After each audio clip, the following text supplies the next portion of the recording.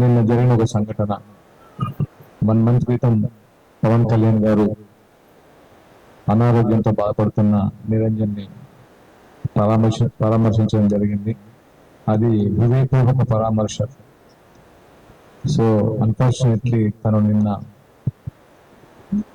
ఆ వార్త అందరినీ అంటే తెలియకుండానే 1 మంత్ లో ఆయన జనసేనలో ఒక కుటుంబ సభ్యుడు అయ్యాడు. అందరికీ తెలిసిన విషయమే. ఆయన మనము దురదృష్టవశాత్తు ఆ వార్త కొంచెం కదిలించింది.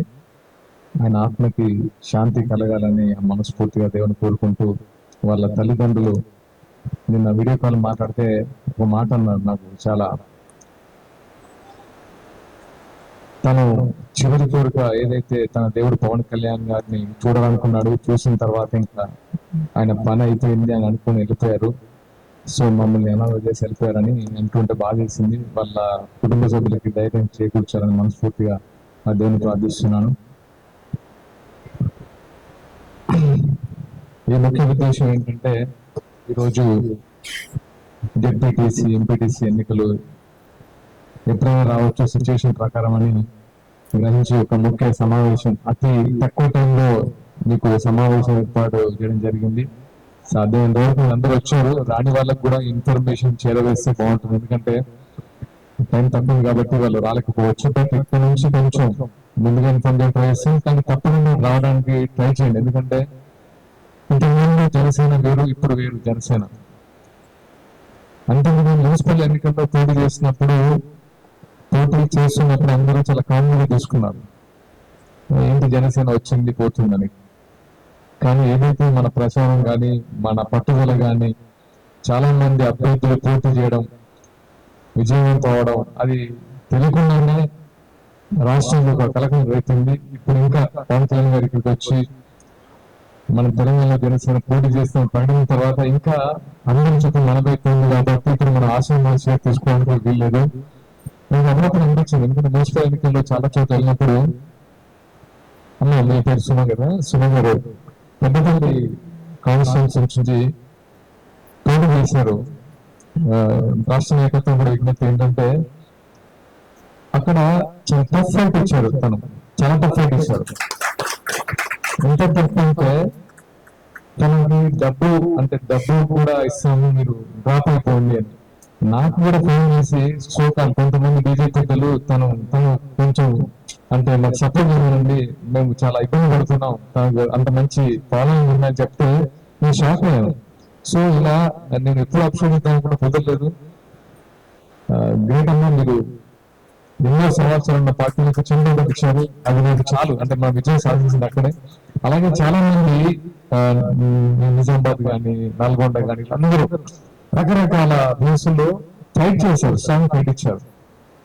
కానీ ఇప్పుడు అధినేత తీసుకున్న నిర్ణయం ప్రకారం 500కు పైగా జెడ్పీటీసీలు, 5,000కు పైగా ఎంపీటీసీలు ఉన్నాయి. ఎప్పుడైనా రావచ్చు, ఎప్పుడైనా ఎన్నికలు రావచ్చు. కానీ నిజంగా చెప్పాలంటే నేను గమనించినట్టయితే మన సంఖ్య సరిపోదు. ఏమనుకోవద్దు, అంటే మనంగా ఆత్మవిమర్శ చేసుకోకపోతే మనం ఓవర్ కాన్ఫిడెన్స్ తో కాదు. ఇతర పార్టీలు చాలా కాన్ఫిడెంట్ గా అన్ని రకాల సౌకర్యాలతో, అంగబలం అర్థబలంతో అంతా స్ట్రాంగ్ గా ఉంది. మనము తమకి చెందాలి, ఫైట్ చేయాలి. ఎంపీటీసీ ఎన్నికలు వచ్చినప్పుడే కాదు, ఎంతమంది లోకల్ లీడర్స్ ఇప్పుడు సమస్యల మీద పోరాడుతున్నారు, గుణం చేసుకొని చెప్పండి. నిజంగా చెప్పండి, వెళ్ళారా అసలు లోకల్లో ఏదైనా మనం ఫైట్ చేస్తున్నారా? ఏ రకంగా ఫైట్ చేస్తున్నారు? సరిపోదు. మీ సమస్యలు బ్రిడ్జ్ ఒకటి కాదు. ఏదైతే ప్రభుత్వ విధానాలు, ప్రభుత్వం ఏ రకంగా హామీలు ఇచ్చారు, ఏ రకంగా ప్రజలు ఊపి చేస్తున్నారు, ఇవన్నీ గొంతెత్తాలి. ఈ గొంతు అక్కడే కాదు, ఆ గొంతు ఇక్కడ వినబడాలి. లేకపోతే మన పార్టీ ఉండదు. మనం ఒక మాట ఇచ్చాం, అందరం కలిసి రాష్ట్రాలు అందరూ కలిసి పవన్ కళ్యాణ్ గారు ఒక మాట ఇచ్చాం, మేము పోటీ చేస్తాం, మేము నిలబడతాం, మీరు మాకు కోరుకుంటున్నాను. అది మీరందరూ 1,00,000 మెంబర్స్ చేసి ఎన్నో సంవత్సరాలుగా 10 సంవత్సరాలుగా విన్నట్టు ఉన్నారు. కాబట్టి మీ అందరి కోసం ఒక నిర్ణయం తీసుకుని అందరూ పోటీ చేయబోతున్నాం. ఇప్పుడు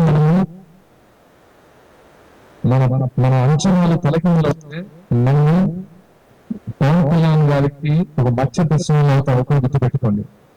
అంతేకాదు ఆయన తీసుకుని నిర్ణయం కూడా ఒకటి చాలా స్ట్రాంగ్ గా ఉండాలి. చెప్పిన మీ ఇన్ఛార్జీలో మీకు పదవులు ఉన్నాయి అది కాదు. ఇప్పుడు కంపల్సరీ 500 స్థానాల్లో డిప్యూటీసీగా మనల్ని పూర్తి చేయాల్సిందే, చేసి తీరాల్సిందే. నేను అది కాదు ప్రూవ్ చేసుకో, అందుకే కమిటీ లేదు, మీకు అర్థమవుతుందో లేదో. ఇప్పుడు ఎవరైతే పోటీ చేసి గెలిపిన వాళ్ళ బలం చూపించిన వారికి పదవులు ఉంటాయి.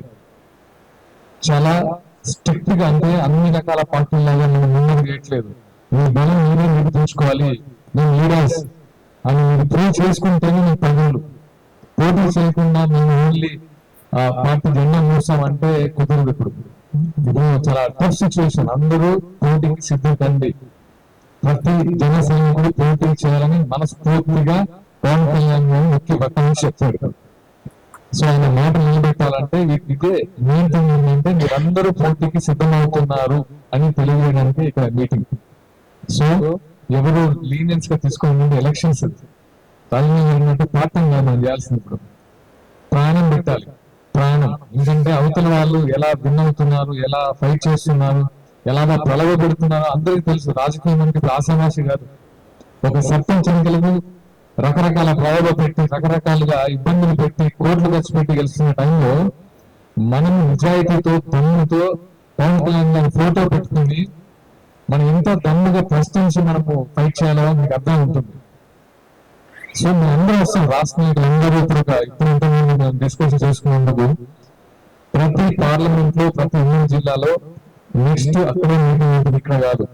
అన్ని ఉమ్మడి జిల్లాల మీటింగ్ ఉంటుంది. ఆ ఉమ్మడి జిల్లాకు అందరూ రాష్ట్ర నాయకులు అందరూ వస్తారు.